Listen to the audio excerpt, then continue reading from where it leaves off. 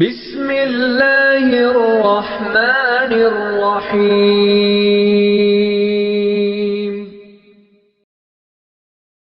बिइज़्निही व सिराजम मुनीरा। सदक़ल्लाहु व सदक़ रसूलुहुन नबियुल करीम। मोहब्बत और अक़ीदत के साथ सवाब की नीयत से दुरूद पाक पढ़ लें। अल्लाहुम्मा सल्लि अला सय्यिदिना व मौलाना मुहम्मदिन व अला आलि सय्यिदिना व मौलाना मुहम्मदिन व अस्हाबि सय्यिदिना व मौलाना मुहम्मदिन व बारिक व सल्लिम सुम्मा सल्लि अलैहि।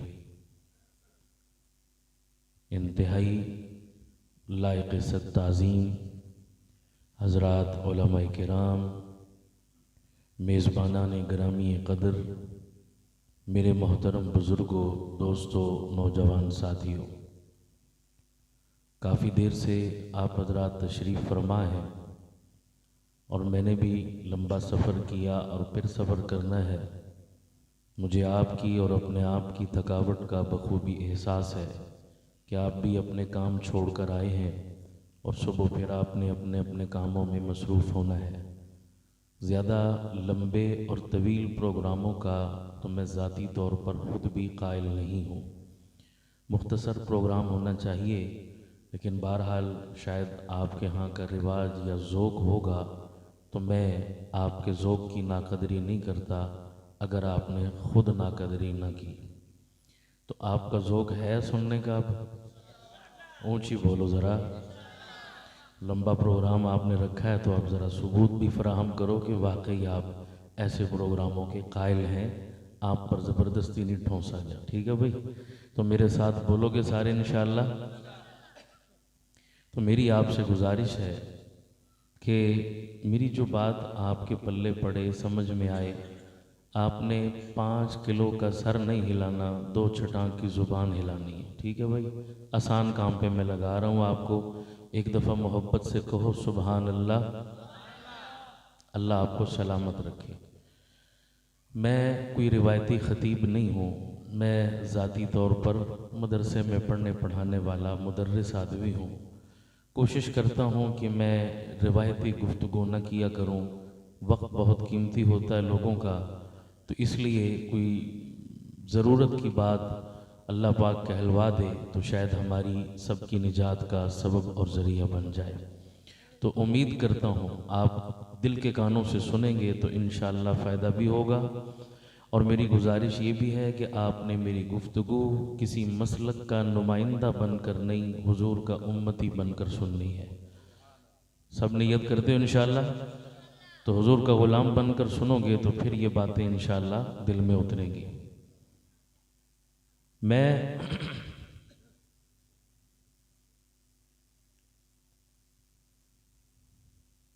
2-3 साल गालिबन कबल की बात है, माह रबीउल अव्वल था और मैं रावलपिंडी में, मेरा भी मदरसा है एक छोटा सा, तो तकरीबन उस मदरसे में 500 तलबा पढ़ते हैं। तो मैं मदरसे में बैठा हुआ था तो मेरे इलाके के कुछ लोग एक वफ़द लेकर मेरे पास आए और आकर कहने लगे, जी हमारे कुछ सवालात हैं, हम आपसे करना चाहते हैं।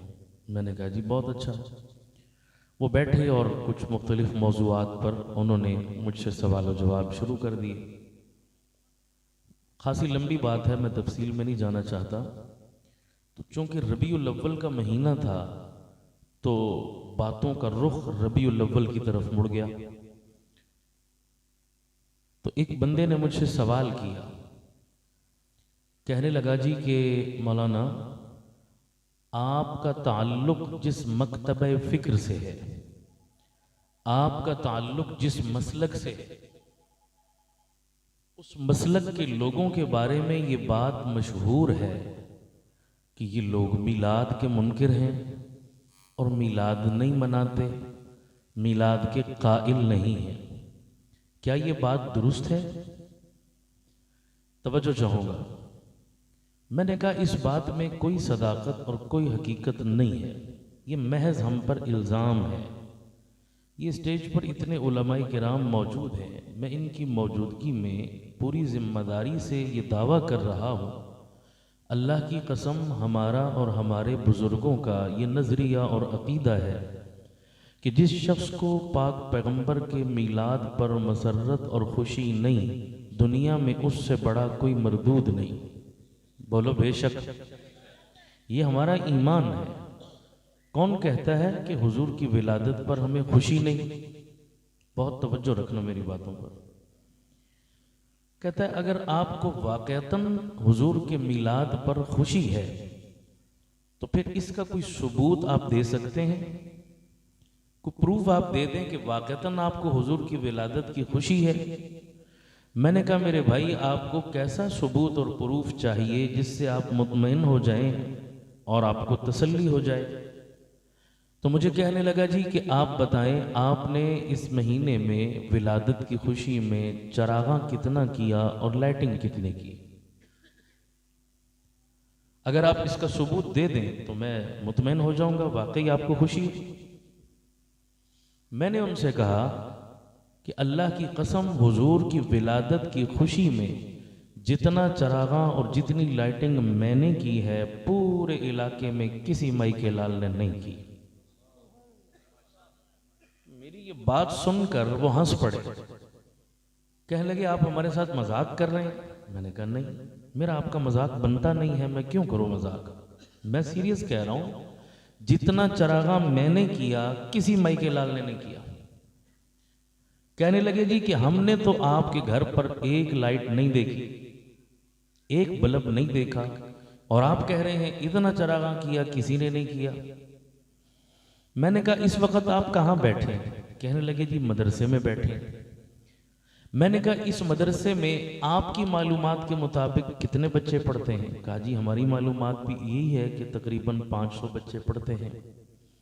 मैंने कहा मुझे बताओ ये 500 बच्चे सुबह से शाम तक ए एप्पल, बी बेबी, सी कैट, डी डॉग पढ़ते हैं? कहा नहीं। अलिफ अनार, बे बकरी, ते तख्ती, टे टोपी पढ़ते हैं? कहा नहीं। मैंने कहा क्या पढ़ते हैं? कहा अलिफ अल्लाह, बे बिस्मिल्लाह, ते तिलावत, काफ कुरान, नून नमाज, बाव वुजू। ये सुबह से शाम तक रब का कुरान पढ़ते हैं। बड़े ज़ौक़ से सुनना बात। मैंने कहा आप सब मुसलमान हो, दिल पे हाथ रखो और अल्लाह को गवाह बनाकर मुझे बताओ, कुरान को लाइट मानते हो या नहीं मानते? ज़ौक़ के साथ सुनोगे तो मुझे कहने में लुत्फ आएगा और आपको सुनने में लुत्फ आएगा। और हजरत मेरी आज की गुफ्तगू को आप उन्वान रोशनी का सफर दे सकते हैं। तवज्जो चाहूंगा। मैंने कहा कुरान को रोशनी और लाइट मानते हो या नहीं मानते?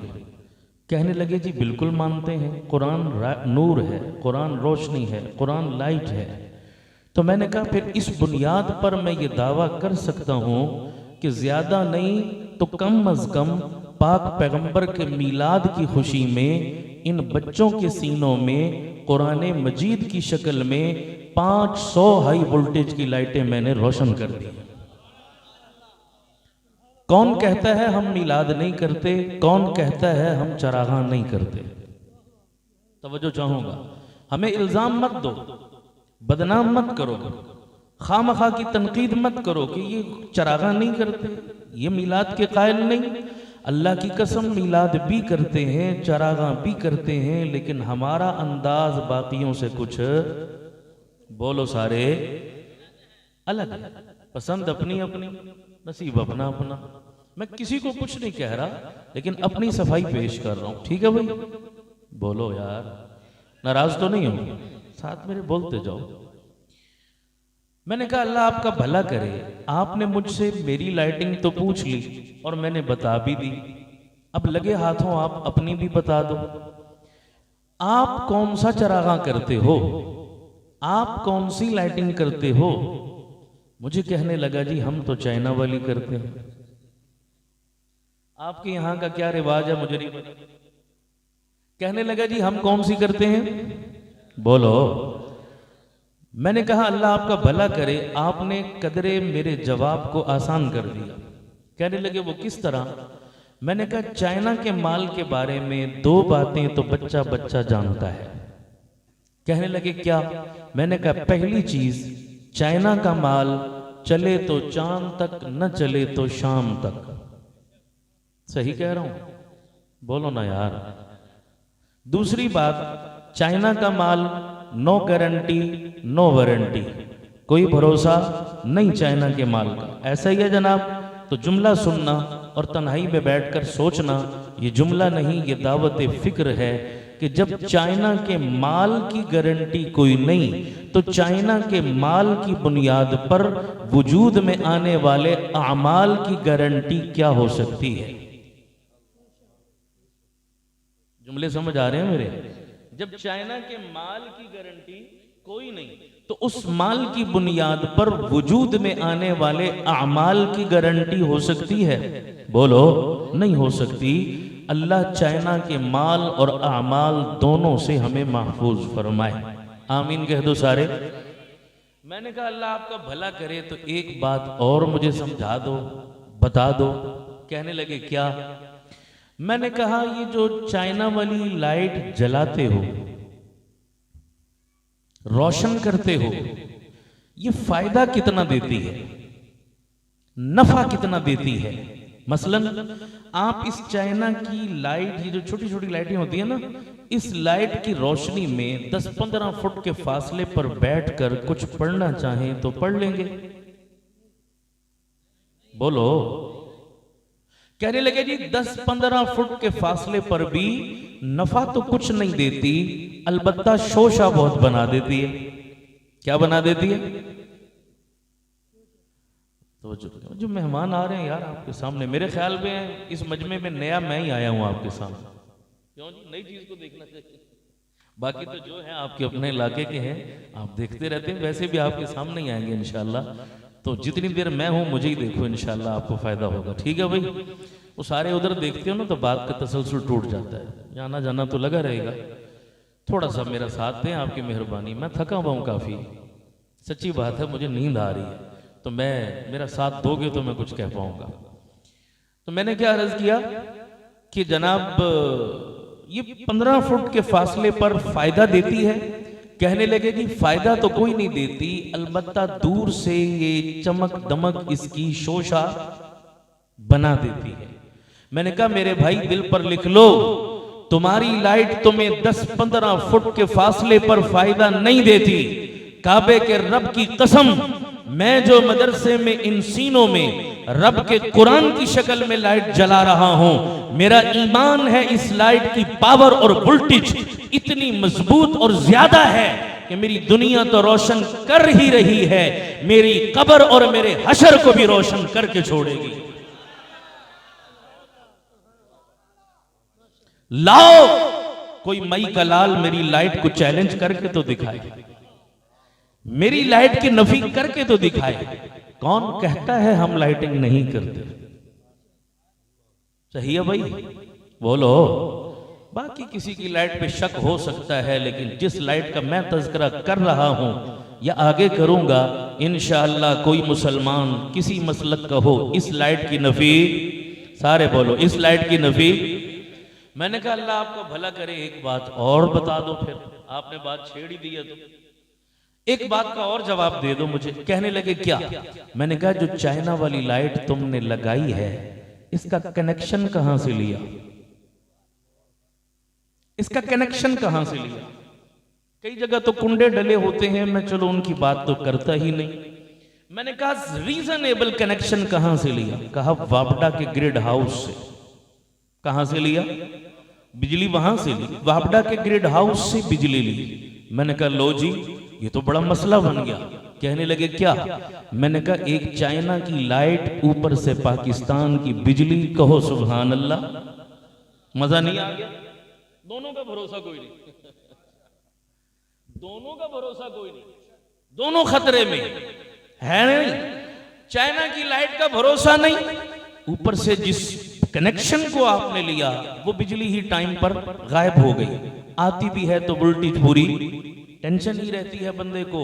हाँ जनाब, जो तूने कनेक्शन जोड़ा उसका भरोसा कोई नहीं। जो लाइट मैं रोशन कर रहा हूं उसका कनेक्शन मोहम्मद के मदीने से जुड़ा हुआ है। जहां लोड शेडिंग का तसव्वुर, जहां वोल्टेज की कमी का तसव्वुर, ऊंची बोलो और ऊंची बोलो।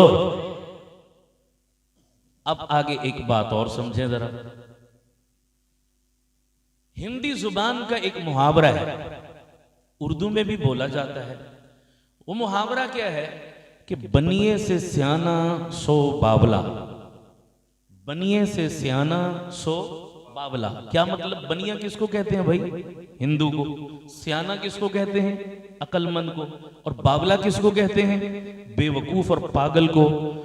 तो मुहावरे का मतलब क्या है कि आज की तारीख में अगर कोई बंदा ये दावा करे कि पैसा कमाने और नोट छापने में मैं हिंदू बनिए से ज्यादा समझदार हूं, तो समझ लो ये दावा करने वाला बंदा क्या है?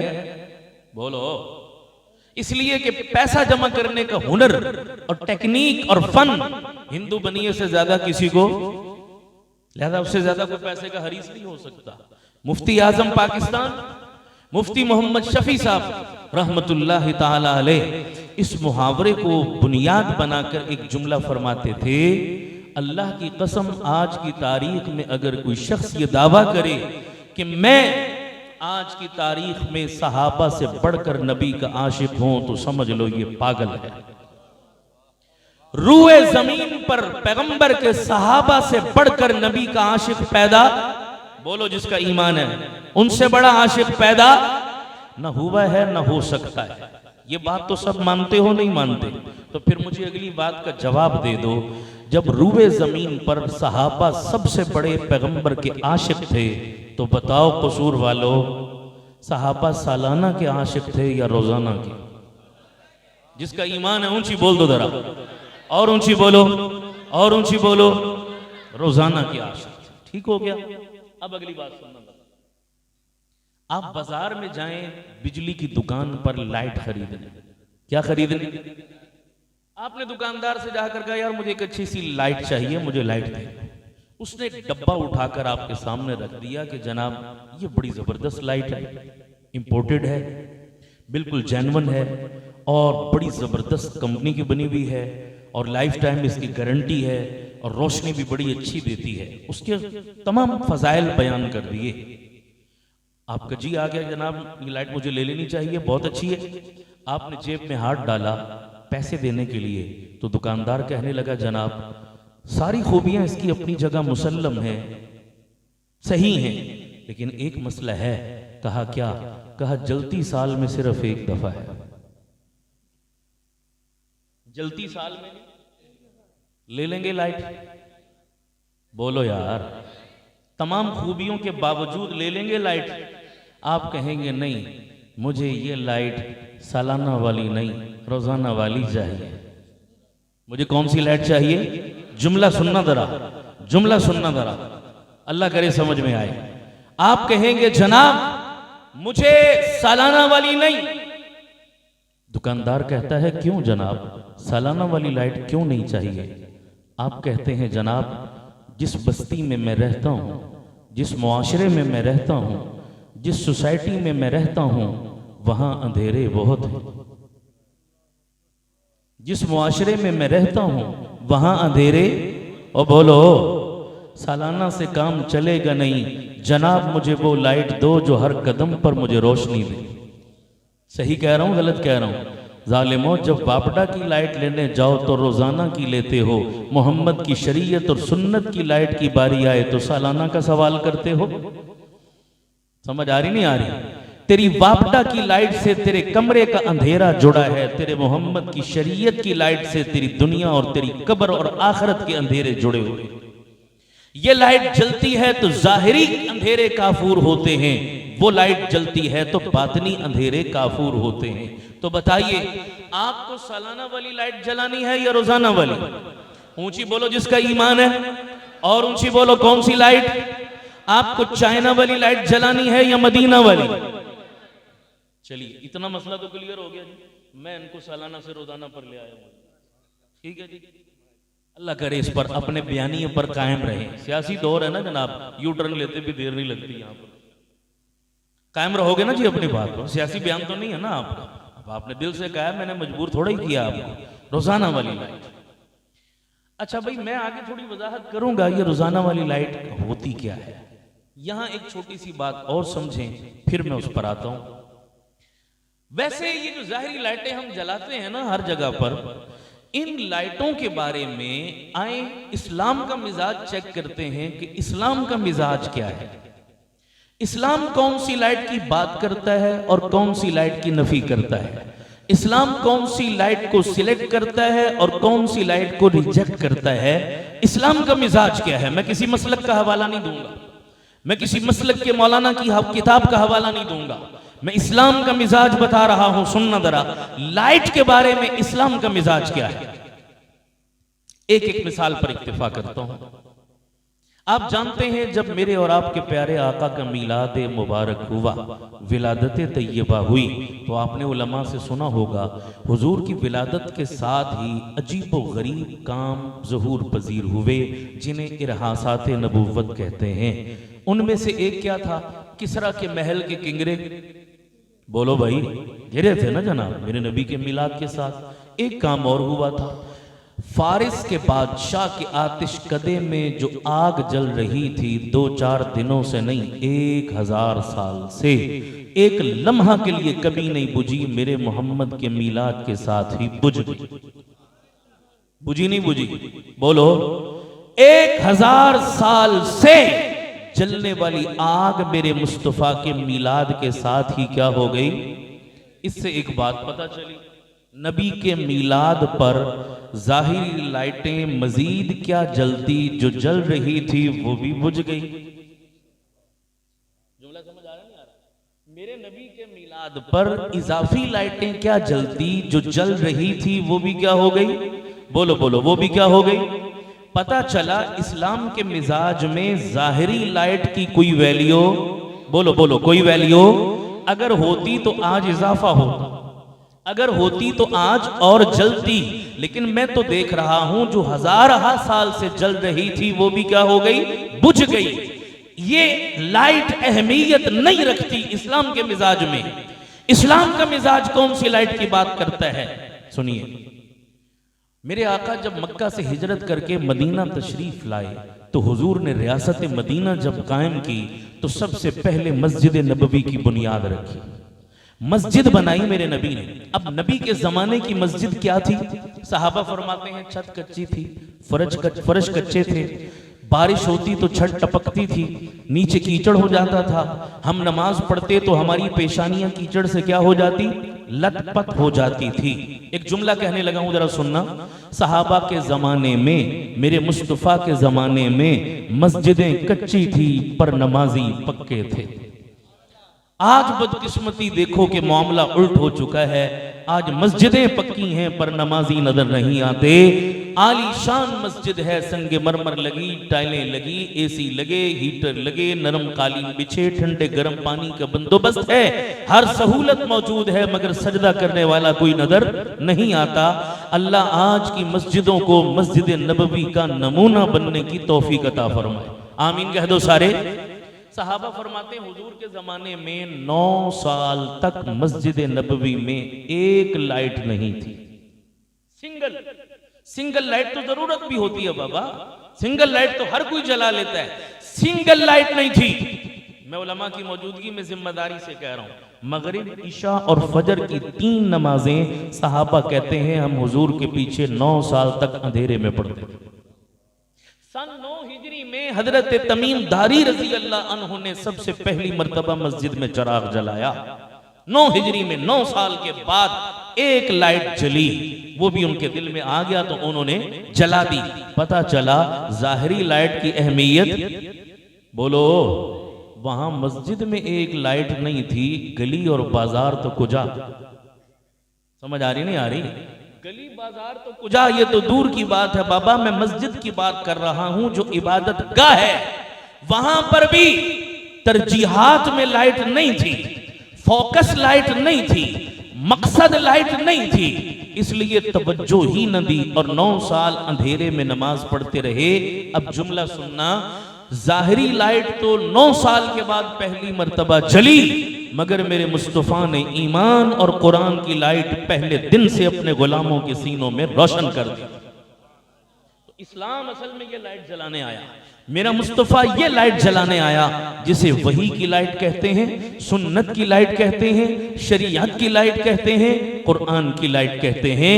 हम इस लाइट की बात करते हैं, लाइट हम भी जलाते हैं, लेकिन हमारा अंदाज बाकियों से जुदा है।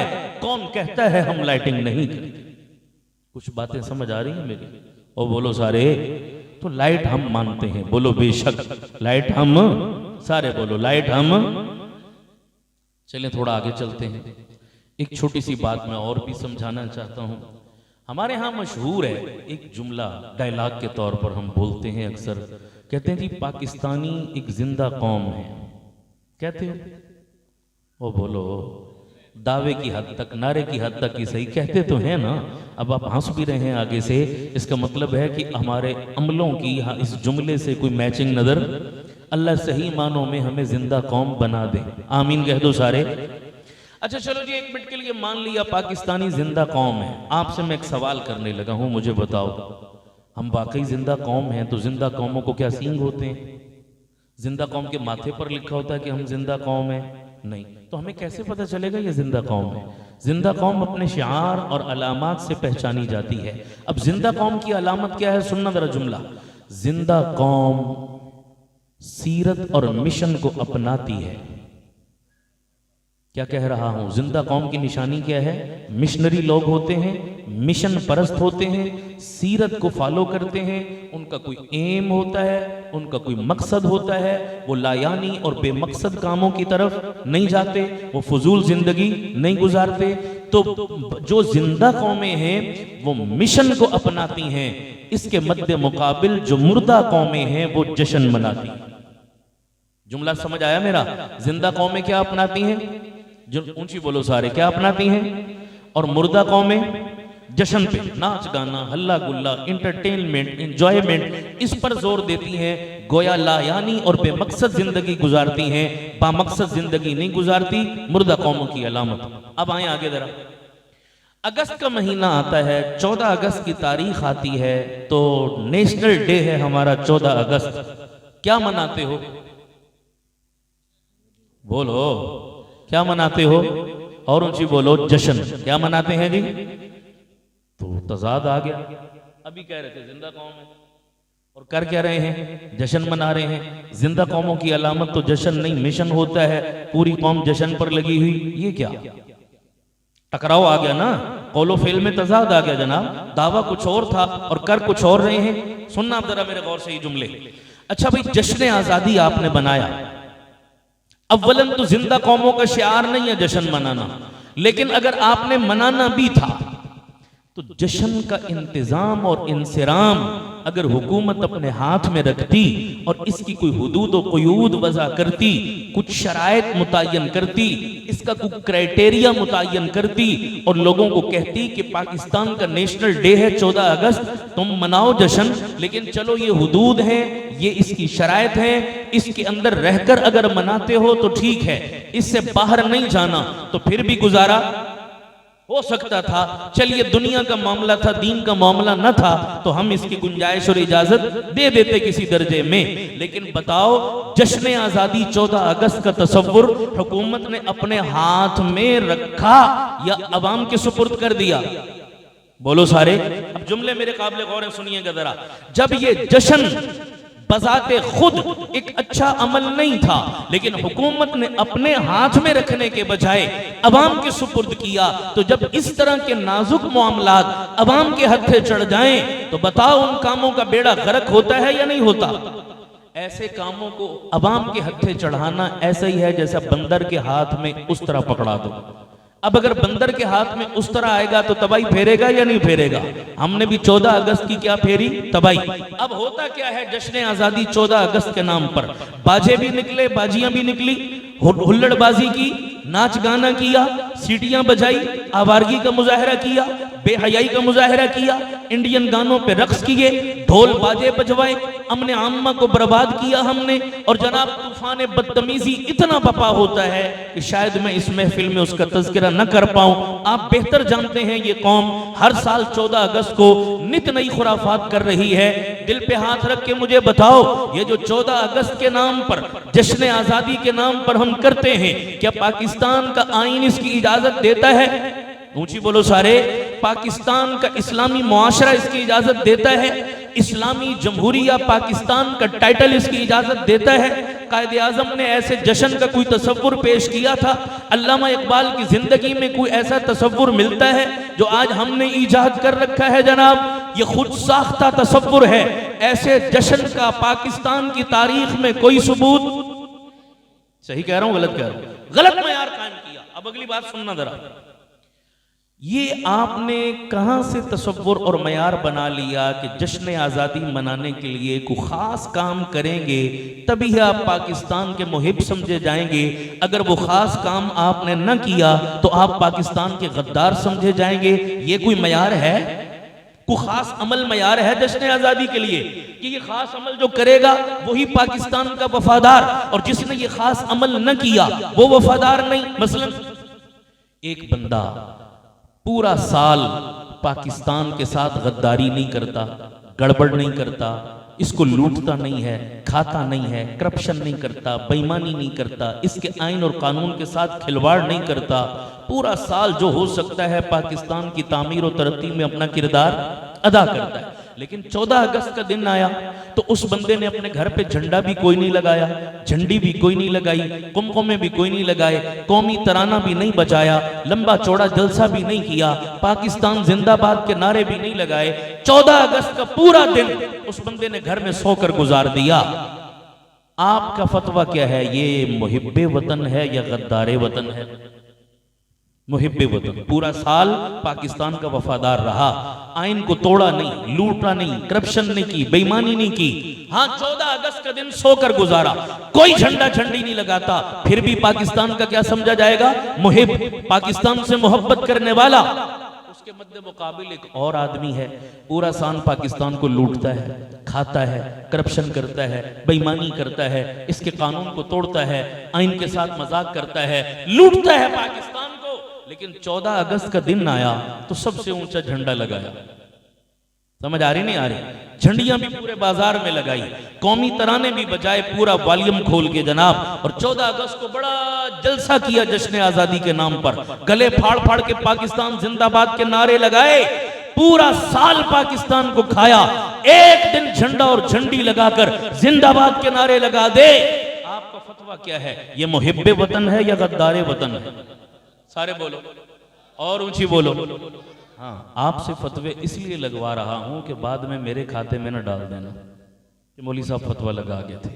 आप लगा रहे हैं और सही लगा रहे हैं, गलत नहीं लगा रहे, बाशऊर लोग बैठे हैं। अब मैं कोई फतवा तो नहीं लगाता, मेरी इतनी औकात नहीं है भाई, लेकिन मुझे इजाजत दो तो एक थोड़ी सी जिसारत करने लगा हूं मैं, अगर आप नाराज ना हो। मेरी इतनी बात समझ आ गई ना, मैंने तस्वीर के दोनों पहलू रख दिए, इससे पता चला पाकिस्तान से मोहब्बत के लिए कोई खास मयार नहीं है, कोई खास काम नहीं, वो नहीं करेंगे तो नहीं समझी जाएगी। बताओ पाकिस्तान की मोहब्बत का मयार झंडा है, झंडी है, लाइटें हैं, कौमी तराने हैं, नाच गाना है, जिंदाबाद के नारे हैं, ये मयार नहीं है। पाकिस्तान से वफादारी का मयार क्या है कि पूरा साल पाकिस्तान के आइन को फॉलो करो, कानून की पासदारी करो, इसकी लूट मार न करो, इसको नुकसान न पहुंचाओ, इसके साथ खिलवाड़ न करो, पूरा साल। ये है असल वफादारी। अब मैं इतनी जुर्रत करने लगा हूं कि मैं और कोई फतवा तो नहीं लगा रहा, बस सिर्फ तारीख बदलने लगा हूं। क्या बदलने लगा हूं जी? तारीख पहले क्या थी? ओ बोलो। मैं 14 की जगह 12 रखने लगा हूं। पता नहीं समझ आई है या नहीं आई? ओ जाग रहे हो नहीं जाग रहे? मैंने 14 की जगह फकत क्या किया? 12 की तारीख रखी है, मयार आपके सामने रख दिया। तन्हाई में जाकर जरा घर पहुंचोगे तो सोच जरूर लेना, यही काम पाकिस्तान के साथ हम करें तो ये बेवफाई समझी जाती है, तो वही काम 12 को अपने नबी के साथ करें तो कहां की वफा का तकाज़ा? सही कह रहा हूं गलत कह रहा हूं? नबी के साथ भी वफा का तकाजा सिर्फ ये तो नहीं कि साल में एक दिन नारा लगाओ और पूरा साल फिर नबी को भूल जाओ, फिर नबी याद न रहे, फिर नमाज का भी पता नहीं, फिर रोजे का भी पता नहीं, फिर हलाल हराम का भी पता नहीं, फिर जायज नाजायज की भी तमीज नहीं। पूरा साल नबी की शरीयत का मजाक उड़ाओ, पैरों तले रोंदो, सुन्नतों का मजाक उड़ाओ, साल में एक दिन नबी के नाम का नारा लगाओ। बताओ ये मोहब्बत का तकाजा है, ये बेवफाई अपने नबी से? ये क्या मयार हमने बना लिया? तवज्जो है सबकी, तवज्जो है सबकी। एक बात मैं और कहने लगा, मैंने झंडे का तज़किरा किया, झंडे पे एक बात सुनना जरा, बहुत समझदार लोग आप बैठे हैं, मैं एक नुक्ते की बात अर्ज करने लगा। कोई बंदा अपने घर की छत पे जब झंडा लगाता है किसी भी पार्टी का, तो ये झंडा लगाने का मतलब क्या होता है भला? कभी आपने सोचा? ये कोई रस्म है जो हम पूरी करते हैं? घर पे झंडा लगाया, कोई रस्म थी? वो बोलो, वो बाप दादे का रिवाज था, वो फॉर्मेलिटी थी जो पूरी की? नहीं। किसी भी पार्टी का झंडा जब किसी के घर पे लगता है तो याद रखो, ये झंडा सिर्फ कपड़े का टुकड़ा नहीं होता, ये झंडा उस पार्टी के दस्तूर और मंशूर का तर्जुमान होता है। सही है या गलत? झंडा पार्टी का क्या होता है? तर्जुमान, उसके दस्तूर का, उसके मंशूर का, उसके उसूल का, उसके ज़वाबित का, वो तर्जुमान है। पाकिस्तान का झंडा क्या है? पाकिस्तान का, इस झंडे की इज्जत पाकिस्तान की इज्जत। ये झंडा नीचे गिर जाए हमें बर्दाश्त नहीं होता, हम समझते हैं ये पाकिस्तान की बेइज्जती है। ऐसा है या नहीं है? झंडे को बड़ी अहमियत होती है। मिसाल देता हूं, अब एक बंदे ने अपने घर पर पीटीआई का झंडा लगाया, तो वो पीटीआई का झंडा लगाकर अपने घर की छत पर पूरे इलाके को क्या बताना चाहता है? बताना चाहता है कि लोगों, मैं पीटीआई का रुकन हूं, मैंने अपने घर पे ये झंडा लगाया है। गोया मैं बताना चाहता हूं कि इस छत के नीचे जितने लोग रहते हैं वो पीटीआई के फॉलोअर हैं, वो पीटीआई को मानने वाले हैं, वो इमरान खान के दीवाने हैं, वो पीटीआई के उसूल, ज़वाबित, कानून, दस्तूर और मंशूर को रिप्रेजेंट करते हैं। इस झंडे को घर की छत पर लगाकर गोया मैं बताना चाहता हूं कि इस छत के नीचे पीटीआई के दस्तूर और मंशूर के खिलाफ कोई काम, यही मतलब होता है या नहीं होता? नून लीग का झंडा लगा तो उसका भी यही मतलब हुआ, किसी और पार्टी का लगा तो उसका भी यही मतलब हुआ कि जनाब जिसका झंडा लगाया उसी का कानून चलता है यहाँ, जिसका झंडा लगाया उसी का दस्तूर चलता है यहाँ, उसी के ज़ाब्ते चलते हैं यहाँ। इस छत के नीचे कुछ और नहीं होता।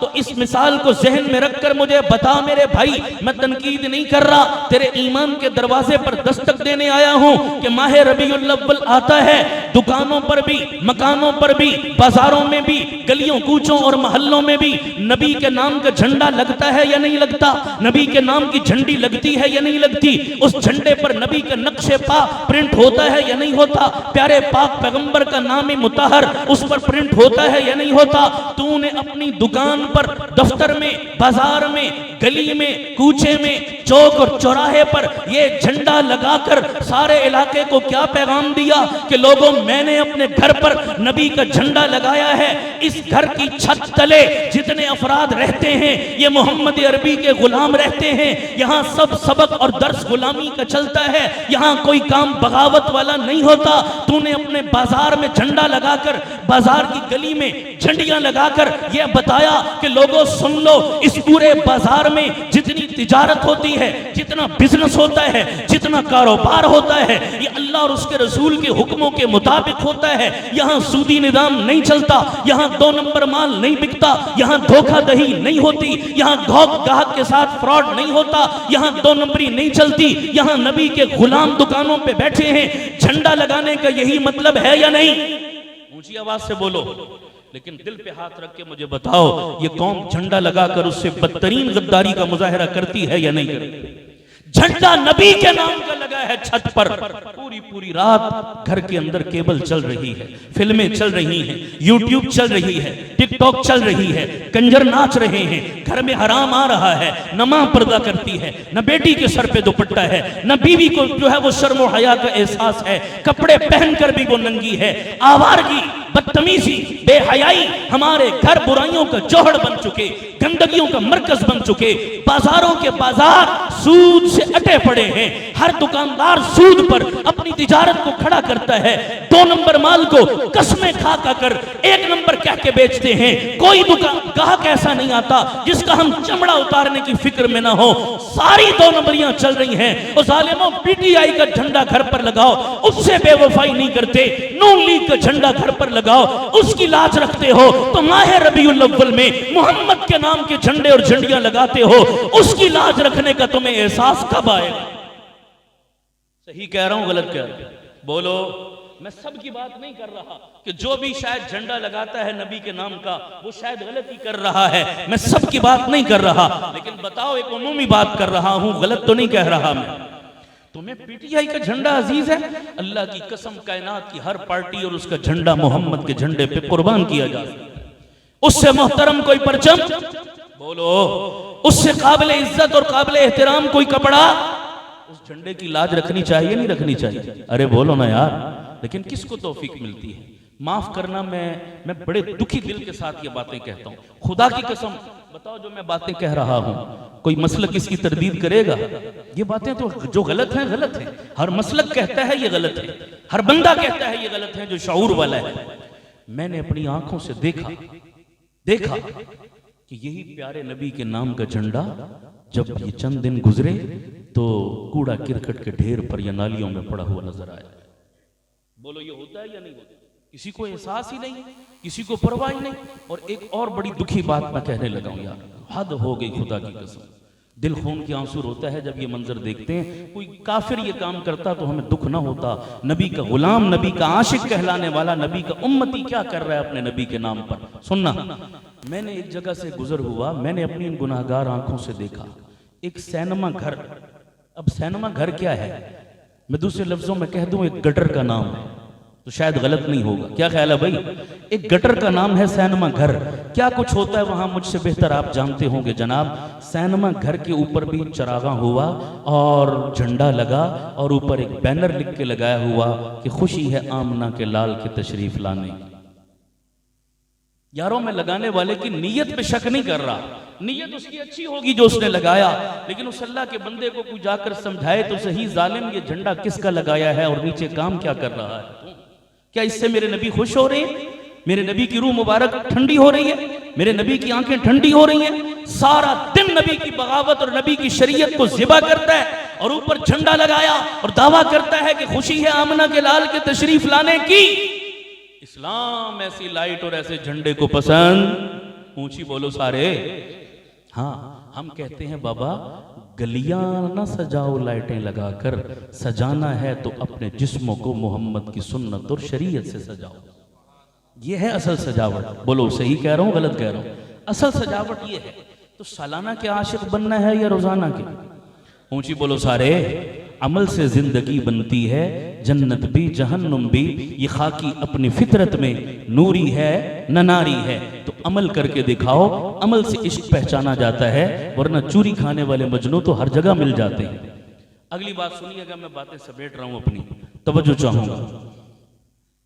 हम किस मिलाद की दावत देते हैं? आज की ये महफिल जिक्र हबीब खुदा आपको क्या मैसेज और पैगाम देने के लिए मुनाकिद की गई? तवज्जो। हमारे इस्लामाबाद में मशहूर मस्जिद है फैसल मस्जिद, बड़ी दूर दूर से लोग देखने आते हैं उसको। यहाँ आपके करीब लाहौर में बादशाही मस्जिद है, इसको बड़ी दुनिया देखने आती है। ऐसे ही इंडिया में दिल्ली के अंदर एक तारीखी मस्जिद है, दिल्ली की जामे मस्जिद, बड़ी मारूफ है, वो भी बड़ी दुनिया देखने जाती है। अंग्रेज जब हुक्मरान था ना दिल्ली में, तो एक वायसराय और गवर्नर दिल्ली का अंग्रेज लगा, ईसाई था। उसको भी पता चला कि मुसलमानों की बड़ी आलीशान मस्जिद है।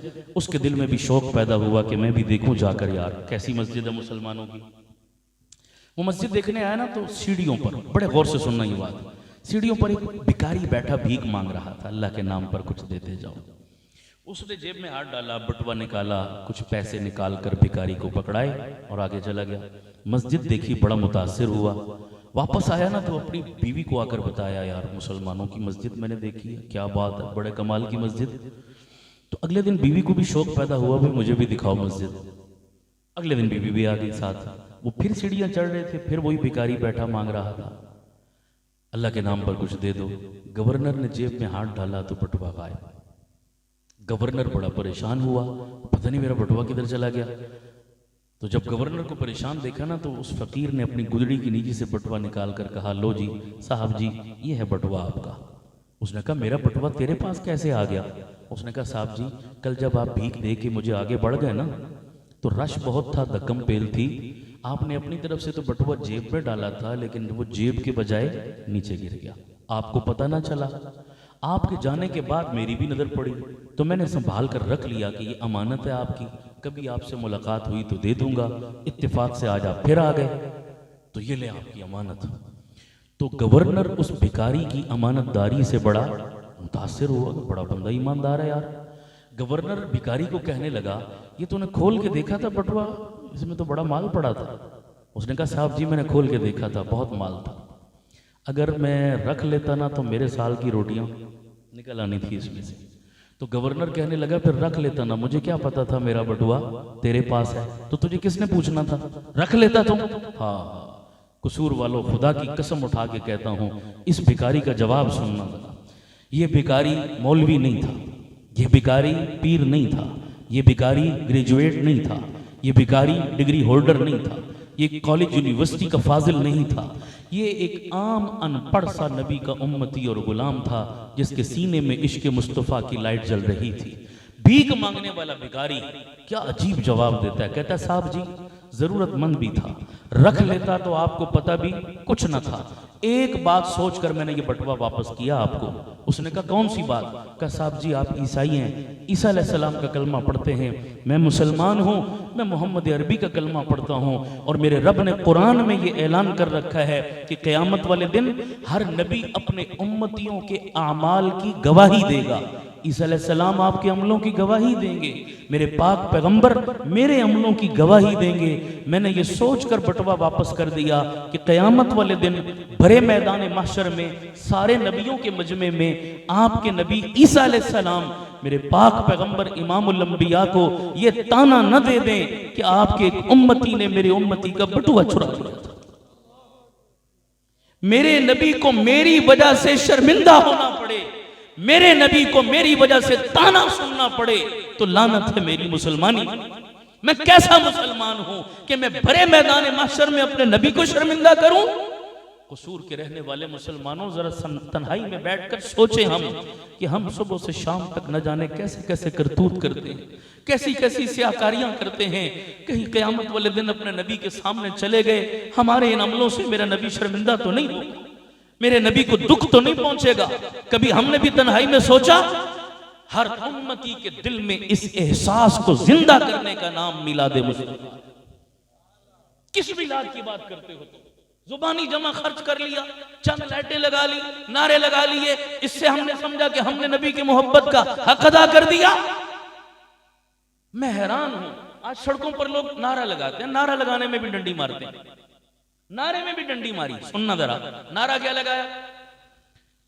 गुलाम है, गुलाम है, रसूल के गुलाम है, गुलामी ये रसूल में मौत भी कबूल है, जो हो न इश्क मुस्तफा तो जिंदगी फजूल है। ये नारा लगता है नहीं लगता? अरे बोलो यार। सुनना, तुम इसे नारा कहते हो, मैं इसे दावा कहता हूं। ये तुम नारा नहीं लगा रहे, ये सड़क पर निकलकर तुम रब के सामने बहुत बड़ा दावा कर रहे हो कि हम नबी के गुलाम हैं, हम नबी के आशिक हैं। खुदा की कसम, ये नारा नहीं है, ये क्या है? दावा है। और ये हल्का दावा, ये मामूली दावा। एक सहाबी आए ना नबी की खिदमत में, या रसूल अल्लाह मुझे आपसे मोहब्बत है। सहाबी आकर कह रहा है, या रसूल अल्लाह मुझे आपसे मोहब्बत। हुजूर ने फरमाया, सोच कर बोलो क्या कह रहे हो। हाय हाय, हल्की बात नहीं कर रहे तुम, बहुत बड़ी बात कर रहे हो, सोच कर बोलो। हाँ या रसूल अल्लाह, सोच कर बोल रहा हूँ, मुझे आपसे मोहब्बत है। हुजूर ने तीसरी मर्तबा फिर फरमाया, सोच कर बोलो क्या कह रहे हो। कहा, या रसूल अल्लाह, मैं सोच समझ कर बोल रहा हूँ, मुझे आपसे वाकईतन मोहब्बत है। तो मेरे आका ने फरमाया, ऐ मेरे यार, वाकई मुझसे मोहब्बत है तो अपने आप को तकलीफों और आजमाइशों के लिए तैयार कर।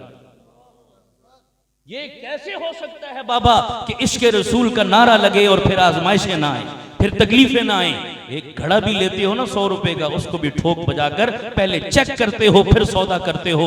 रब ने भी जन्नत का वादा और सौदा कर रखा है, खुदा आजमाएगा नहीं, खुदा चेक नहीं करेगा। हम कहते हैं हिंग लगे ना फटकड़ी तो रंग चढ़े सौखा, इस तरह सौखे रंग नहीं चढ़ा करते बाबा।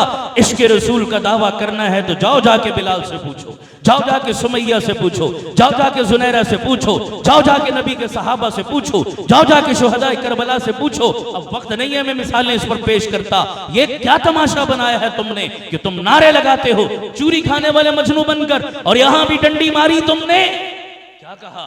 गुलाम है रसूल के, गुलामी रसूल में बोलते नहीं, मौत भी कबूल है।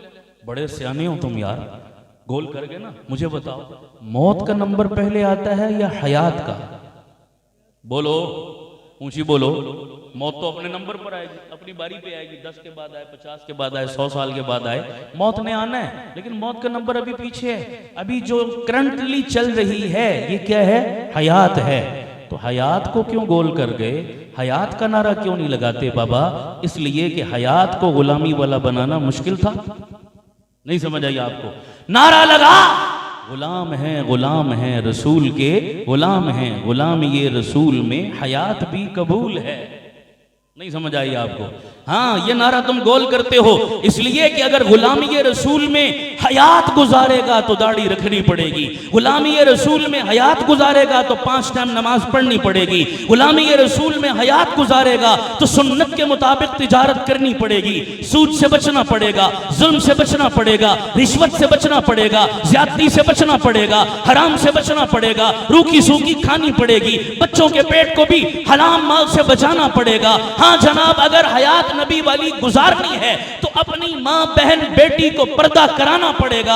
हयात भी नबी वाली गुजारनी है तो फिर रात 2 बजे तक मोबाइल और टीवी और इंटरनेट पे बैठ के वो हरामकारियां देखने की इजाजत तुझे नहीं मिलेगी। फिर मौसीकी और गाने बाजे की लानत से अपने कानों को पाक करना पड़ेगा। फिर किसी माँ बहन बेटी को बाजार में आते हुए देखकर तुझे अपनी नजरें झुकानी पड़ेगी। हयात नबी वाली गुजारनी है अगर तूने तो फिर अपने बच्चों के सीनों में कुरान की शमा रोशन करनी पड़ेगी, मस्जिदों को आबाद करना पड़ेगा, मदरसों को आबाद करना पड़ेगा, मैदान जिहाद को आबाद करना पड़ेगा, जामे शहादत नोश करना पड़ेगा, नबी के दीन के खत्म नबुव्वत का परचम लहराना पड़ेगा, नबी की नामूस के लिए बाहर निकलना पड़ेगा, निजाम खिलाफत राशिदा के लिए मस्जिदों के हुजरों से निकलकर पार्लियामेंट तक भी जाकर हर जगह मोहम्मद की शरीयत की बालादस्ती की बात करनी पड़ेगी।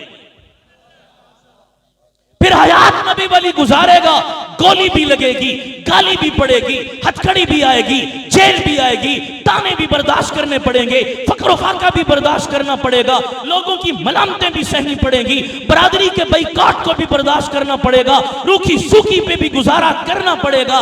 ये हयात है। सहाबा को गुलामी वाली मौत मिली थी इसलिए कि सहाबा की सारी जिंदगी और हयात मोहम्मद की गुलामी वाली गुजरी थी। और एक जुमला दिल पर लिख लो, आज नारा लगाते हो कि गुलाम है रसूल के गुलाम, गुलामी ये रसूल में मौत भी कबूल। आखिरी उम्र में आ जाते हैं ना, आके कहते हैं उस्ताद जी सारी जिंदगी अमेरिका में गुजरी, स्टाइल यूरोप वाला अपनाया, लाइफ स्टाइल यूरोप का, लिबास काफरों वाला, शक्ल काफरों वाली, करतूत काफरों वाले, तर्ज मुआशरत और मईशत काफरों वाला, निजाम तालीम काफरों वाला। आज बच्चे से पूछो नेशनलिटी कहाँ की चाहिए, कहते हैं यूरोप की। अब आप कहाँ होना चाहते हो? अमेरिका में। निजाम किसका चाहिए? यूरोप के गोरों वाला। कसीदे किसके पढ़ते हो? यूरोप के उन गंदे काफरों के। सारी जिंदगी यूरोप की गुलामी के लिए मरता रहा, आखिरी उम्र में कहता है उस्ताद जी दुआ करो अल्लाह मदीने दी मौत दे दे। शर्म नहीं आती है दावा करते हुए? दिल पर लिखो मेरा रब कादिर है, रब किसी को दे दे मदीने की मौत, उसे कौन पूछने वाला। लेकिन दस्तूर ये नहीं है, ज़ाब्ता ये नहीं है, दिल पर लिखो ज़ाब्ता यही है, मोहम्मद के मदीने की मौत उसी को मिलेगी जिसने मोहम्मद के मदीने वाली अदाओं को अपनाया। सही कह रहा हूं गलत कह रहा हूं? ये गलत बयानी मत करो, डंडी मत मारो। इसलिए आज के बाद नारा चेंज कर रहा हूं, आप भी याद करो मेरे साथ, लगाओ गुलाम ये रसूल में नहीं। एक गुजारिश, सारी जिंदगी यहां से ऊपर नारे लगाए, आज नारा लगाओ यहां से। यहां से नहीं यहां से लगाओ, शायद कबूलियत की घड़ी हो, मेरा रब सुन ले और काया पलट जाए, तब्दीली आ जाए। यहां से लगाओ ये नारा नहीं है, ये दुआ और इल्तिजा और तमन्ना है। दरखास्त करो अपने रब से, गुलाम ये रसूल में तो हयात गुजारोगे इंशाअल्लाह। हाँ, हम इस मिलाद की बात करते हैं और हयात का ताल्लुक सालाना से नहीं रोजाना से होता है। हयात का ताल्लुक किससे होता है? मुझे थोड़ी सी इजाजत दे दे, मैं 2 मिनट और लेना चाहता हूँ हजरत। गुस्ताखी की मादरत चाहता हूँ मैं।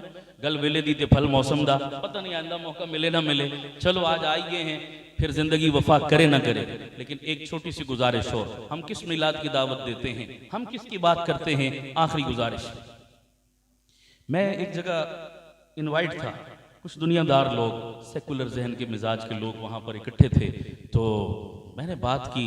अब सेकुलर बंदे को तो ये बातें हजम नहीं होती ना जनाब, वो तो बदअज़मी होती है, उन्हें गैस हो गई सबको। ये क्या कह रहे हैं मौलवी साहब, समझ आ रही नहीं आ रही? आखिरकार वो एक फट पड़ा बेचारा, वो दाढ़ी पर बात आई ना जनाब, कहता है तुम मौलवियों का भी कोई हाल नहीं है, दुनिया चांद पे पहुंच गई है, तुम अभी तक दाढ़ी लेकर बैठे। दुनिया चांद पे पहुंच गई है, तुम अभी तक ये कहते हो टखनों से ऊपर होनी चाहिए शलवार, ये नीचे होनी चाहिए। मौलवी अभी तक इन चक्रों में पड़े। मौलवी बड़े तंग नजर होते हैं, मौलवियों को पता ही कुछ नहीं है, जदीद दौर के तकाजों से नाशना है बिल्कुल जनाब। दुनिया कितनी एडवांस हो गई, ये अभी तक इन मसलों को छेड़ के बैठे हैं, इसी पर तकरीरें कर रहे हैं। दाढ़ी कितनी रखनी है नहीं रखनी, क्या है क्या नहीं। मौलवी साहब, दाढ़ी यहां नहीं होती, दाढ़ी यहां होती है। बंदे का दिल साफ होना चाहिए, कहते नहीं कहते? और ये दाढ़ी कुछ नहीं रखे, बंदे का दिल साफ होना चाहिए। दाढ़ी में कुछ, पर्दे में कुछ नहीं रखा बंदे का, यहां पर्दा होता है, यहां दाढ़ी होती है। एक कर्नल रिटायर था बेचारा दुनियादार, इसी तरह सेकुलर जहन का बंदा मेरे पास बैठा, दाढ़ी के मौजू पर बहस छिड़ी ना, तो उसने मुझसे बहस करनी शुरू कर दी। तो मैंने कहा अल्लाह का फजल अल्हम्दुलिल्लाह, बहस में हमसे आगे नहीं निकल सकते, तुम बात करके देख लो इंशाअल्लाह। हमने अपने बुजुर्गों से जूते उठाए हैं, हमें टाइम नहीं जाया किया हमने। मैं ये अर्ज कर, खैर बातें उसने बहुत सारी की, यही बात चल दाढ़ी पर। मैंने कहा यार दाढ़ी अल्लाह के नबी की सुन्नत है, हम अपनी जेब से थोड़ी कह रहे हैं, अल्लाह उसके रसूल का हुक्म है। खैर कहने लगा मौलाना दाढ़ी दिल बंदे का साफ होना है। हमने बड़े बड़े दाढ़ियों वाले देखे, दाढ़ी रख के झूठ बोलते हैं, दाढ़ी रख के फ्रॉड करते हैं, ये अच्छी बात तो नहीं है, इससे दाढ़ी बदनाम होती है। मैंने कहा भाई कलमा पढ़ के दो झूठ बोले, कलमा पढ़ के फ्रॉड करे, फिर कलमा भी बदनाम होता है, कल से कलमा भी छोड़ दो। ये कौन सा तमाशा बाबा, ये कौन सी दलील है? खैर कहते जी दिल साफ होना चाहिए। मैंने कहा चलो, थोड़ी देर रुख दाएं बाएं मुड़ गया, फिर थोड़ी देर के बाद उसने कहा थोड़ा पानी मिल जाएगा मुझे पीने के लिए। मैंने कहा जी बिल्कुल। मैंने गंदे से गिलास में पानी लाकर दे दिया। अब जो गंदे गिलास में पानी देखा ना, तो बड़ा नाराज हुआ, कहते गंदे गिलास में पानी आपने दे दिया। मैंने कहा कर्नल साहब आपका भी दिल साफ है, मेरा भी साफ है, पियो चुप करके। गिलास में क्या रखा है? दिल साफ होना चाहिए बंदे का। कहते हैं मौलाना बादशाह बंदे हो, पानी का दिल से क्या ताल्लुक? मैंने कहा दाढ़ी का दिल से क्या ताल्लुक? वो साड़ी पंजाबी कहते हैं ना, मन हरामी तो हुजतां दे ढेर। अमल करने की नीयत नहीं होती तो चूंकि चुनाचे करके बहाने मत करो। सीधा कह दो मौला कमजोर है, हमें हिम्मत दे दे, हमें तौफीक दे दे, तेरे महबूब की अदा को हम जिंदा कर ले। सीधा कह दो, अपने जुर्म का इकरार कर लो। ये क्या तमाशा करते हो तुम? समझ आ रही नहीं आ रही? इस तरह की बातें जनाब। मैंने कहा चलो आपकी मान लेते हैं कि असल मोहब्बत कहाँ होती है, बोलो। चलो आपकी मान ली। मैंने कहा एक बात बताओ। कहने लगे क्या? मैंने कहा बंदा घर में हांडी पकाता है, तो हांडी के अंदर दाल पकी हो तो चमचे पे क्या आता है? ओ बोलो। गोश्त पका हो तो चमचे पे क्या आता है? पता चला जो अंदर हो बाहर भी वही आता है। नहीं समझ आई आप? मैंने कहा दिल में इश्क रसूल है तो चेहरे पे नजर क्यों नहीं आता? हाय हाय। दिल में इश्क रसूल है तो अदाओं में नजर क्यों नहीं आता? दिल में इश्क रसूल है तो मार्केट में नजर क्यों नहीं आता? दिल में इश्क रसूल है तो तेरी शादी की महफिल में नजर क्यों नहीं आता? दिल में इश्क रसूल है तो तेरी माँ बहन बेटी के वजूद पे नजर क्यों नहीं आता? बाबा जो मन में हो बाहर तो वही आता है ना। सही कह रहा हूँ गलत कह रहा हूँ? दुआ करो अल्लाह दिल में वाक़अतन इश्क रसूल को पैदा फरमा दे। आमीन कह दो। और वो अदाओं से छलकता हुआ हमें नजर भी आए। कहो इंशाअल्लाह, कह दो इंशाअल्लाह। और ये नौजवान बैठे ना बहुत सारे माशाअल्लाह खूबसूरत चेहरों वाले। मेरे पास एक नौजवान एक दफा आता, बड़ा खूबसूरत, अल्लाह ने चेहरा भी खूबसूरत दिया था, उसने सुच्ची दाढ़ी रखी। अच्छा एक बंदा वैसे खूबसूरत हो, ऊपर से दाढ़ी का हुस्न, सुभान अल्लाह। हुस्न दोबाला हो जाता है ना। नबी का चेहरा खूबसूरत है या नहीं है? कायनात में उससे ज्यादा हसीन चेहरा है? उस चेहरे पे दाढ़ी थी या नहीं थी? मेरा तेरा चेहरा दाढ़ी के बालों से बुरा क्यों लगता है? सोच नबी को क्या मुंह दिखा है। खैर एक दिन मैंने देखा मुकम्मल शेव रख के मुंडा दी जालिम ने। वो मैंने कहा ये क्या किया तूने यार, रख के मुंडा दी, इतनी खूबसूरत दाढ़ी। क्या लगा जी कि मेरे रिश्ते की, मेरे घर वाले एक जगह वो लेकर गए मेरा रिश्ता, तो लड़की वालों को रिश्ता पसंद आ गया, सारी बातें कबूल थी उन्हें, लेकिन दाढ़ी कबूल नहीं थी। तो वो कहने लगे जी दाढ़ी के साथ ये लड़का मुल्ला मुल्ला लगता है, मौलवी लगता है। तो जालिमो दाढ़ी का हुक्म सिर्फ मौलवी के लिए था, तुमने नबी का कलमा नहीं पढ़ा, तुम्हारा कोई और मजहब है।